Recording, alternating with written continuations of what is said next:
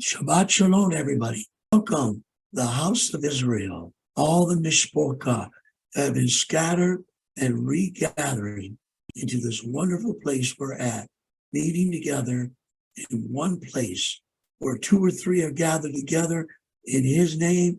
We are one. And we're going to open in prayer.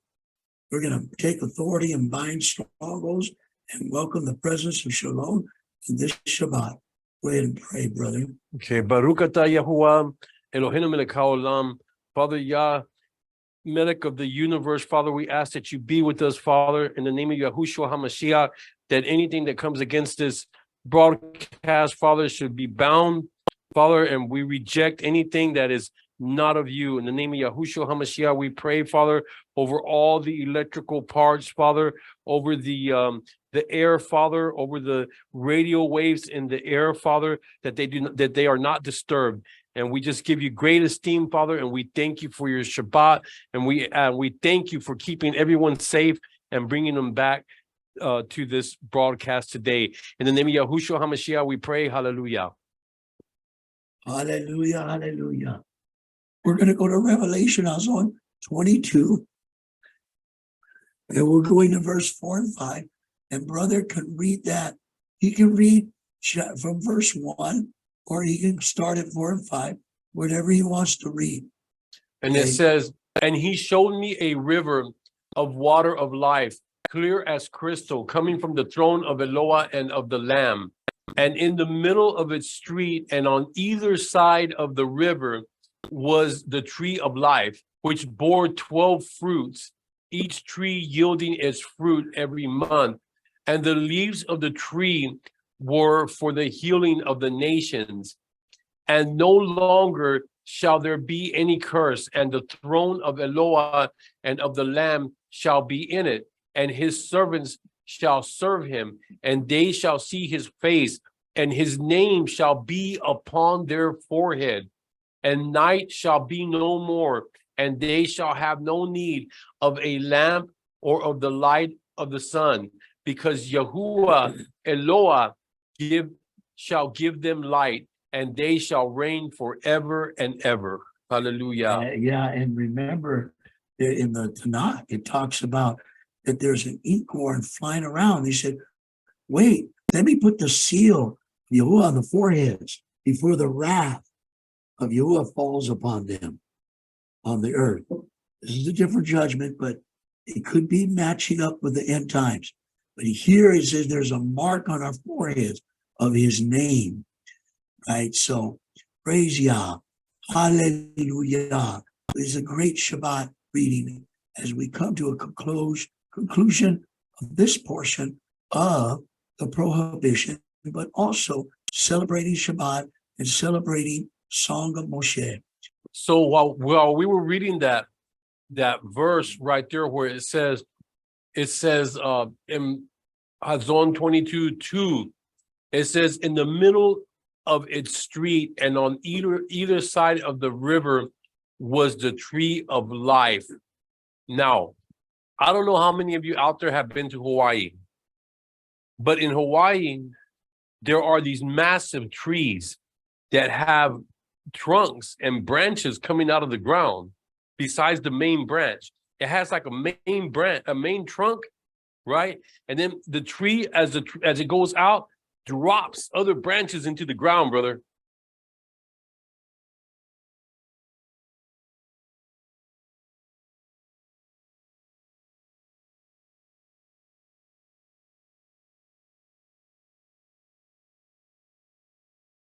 Have you seen, you know what I'm talking about? Have you ever seen those? I heard of it, but I never been to. I have pictures on my phone of them. Maybe we can upload it. Yeah, so these trees are massive, and they have a huge trunk, which is probably about at least 6 feet in diameter. They're huge. Okay, and as the tree grows out, the canopy, it drops other trunks. Wow. And they're all around. Okay, it's more than one trunk. It's several of them, and they're They drop all around. I'll send you a picture so you can put it on there. Yeah, I'll post it on there. I'll post it up to you. So I picture that when I read this, that in the middle of the street and on either side of the river was the tree of life, which bore 12 fruits. It reminds me of those trees that grow in Hawaii that have a huge trunk. And I don't know how many of you guys have been to Hawaii, but if anybody has and has seen those trees, let me know. And you know what? Since you brought that verse up, when it talks about the 12 fruits, each yielding its fruit for every month. So each fruit bearing its fruit every month. The leaves of the tree were for the healing of the nations, because the nations are going to need healing. Yeah.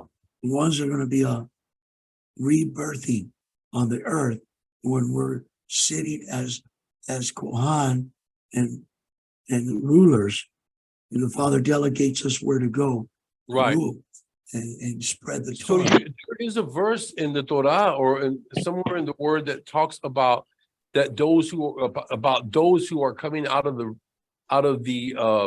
who are coming out of the trials. I think the Zephaniyah wanted, what he wanted to say earlier was in Revelation 7:14, coming out of the distress. Yes, that's Let's look at Revelation 7:14. Okay.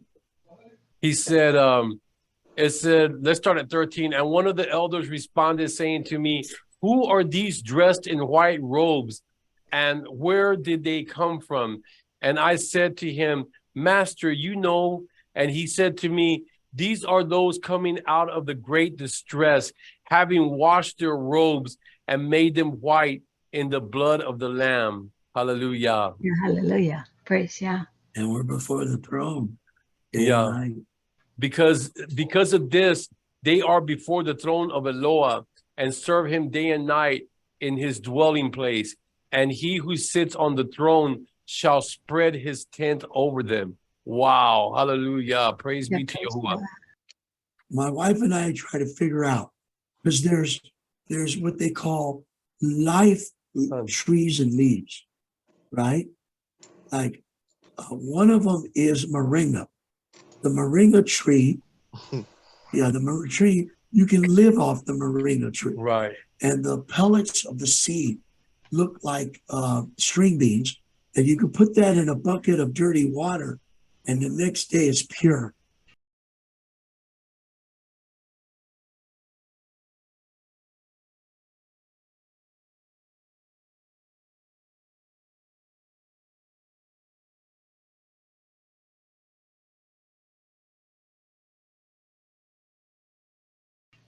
It purifies the water. But the leaves is what they make the powder from, not the fruit. It's the leaves. Oh, yeah. Okay. And then there's a pomegranate is in the house of Yahuwah. In all the construction, pomegranate has the seed has tremendous healing, and the leaves.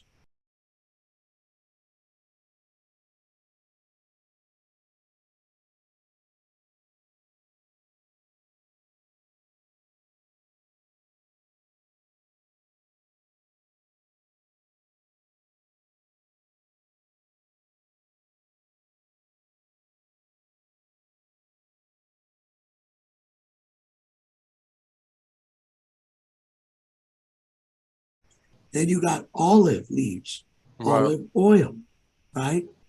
And there's certain. Then you got the figs. The fig is another. Right. It's also the figs and pomegranate they were in the gold in the walls. Right. Of the house of Yahuwah.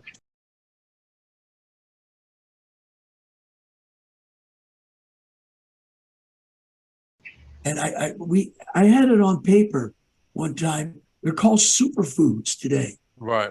That's what they call them, superfoods. You know, certain things that the leaves, they make so many things for healing right today. But I'm sure I can't figure out what the others were. I know we found out that locust and wild honey, locust was not locust. We found out there's a locust tree in Texas. There's locust tree, California. There's locust tree throughout 4 species in Israel. And you crush it and eat its fruit, and you make healing out of the leaves of the locust tree, right? Yeah, and that's right. There is. I've heard of a locust tree. Yeah, There the is locust a locust tree. They even got them in Texas. Yeah. 2 or 3. They got one like in San Antonio. The closer you get to inland, they got different species.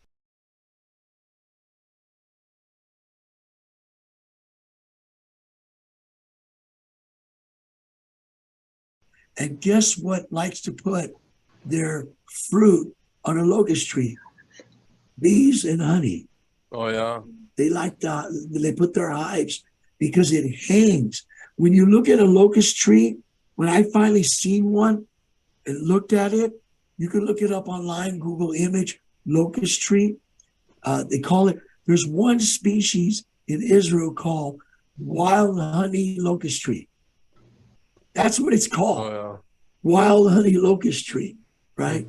So it makes you wonder, was John really eating? You got it? He probably was. He was eating the tree, the fruit and the leaves, and dipping it in honey after he looked at the honeycomb from the same tree. So he wasn't eating bugs. He wasn't eating bugs, even though the bugs are kosher for us to eat.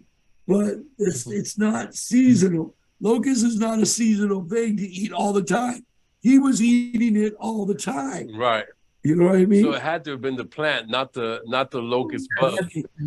And the reason it came to me, because I met an Israeli, he says, oh yeah, we know what the wild honey locust is. We eat it when we're children. It's off the tree.